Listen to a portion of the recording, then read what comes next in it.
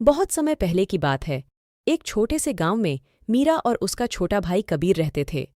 दोनों भाई बहन बहुत शरारती थे और हर समय नए नए कारनामों की खोज में रहते थे। एक दिन खेलते खेलते वे गांव के पास के जंगल में पहुंच गए।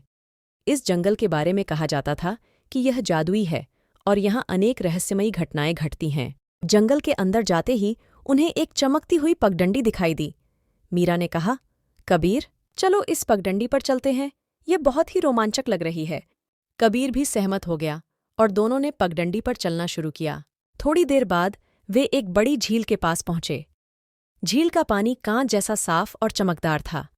अचानक झील के बीच से एक सुनहरा हंस उभरा और बोला, स्वागत है बच्चों, मैं इस जादुई जंगल का रक्षक हूं। तुम लोग यहाँ कैसे आए? मीरा ने हंस को सब कुछ बताया।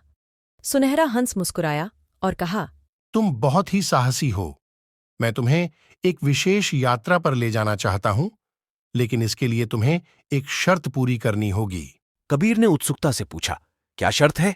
हंस ने कहा, तुम्हें इस जंगल के 3 रहस्यमयी रत्न ढूंढने होंगे। ये रत्न तुम्हें जादुई शक्तियां देंगे और तुम्हारे मनचाहे सपने पूरे कर सकेंगे। मीरा और कबीर ने हंस की चुनौती स्वीकार कर ली। दोनों भाई बहन तुरंत उस दिशा में चल पड़े। थोड़ी देर बाद वे सोने के पत्तों वाले पेड़ के पास पहुंचे और पेड़ की जड़ों के पास खुदाई करने लगे। कुछ ही देर में उन्हें एक नीला रत्न मिला। दोनों बहुत खुश हुए और वापस हंस के पास लौट आए। हंस ने मुस्कुराते हुए कहा, बहुत अच्छा। अब दूसरा रत्न उस गुफा में है जो झरने के पीछे छिपी है। मीरा और कबीर ने झरने की ओर रुख किया और गुफा को खोज निकाला। गुफा के अंदर घुसते ही उन्हें एक लाल रत्न मिला। अब उन्हें सिर्फ एक रत्न और चाहिए था। हंस ने उन्हें आखिरी सुराग दिया।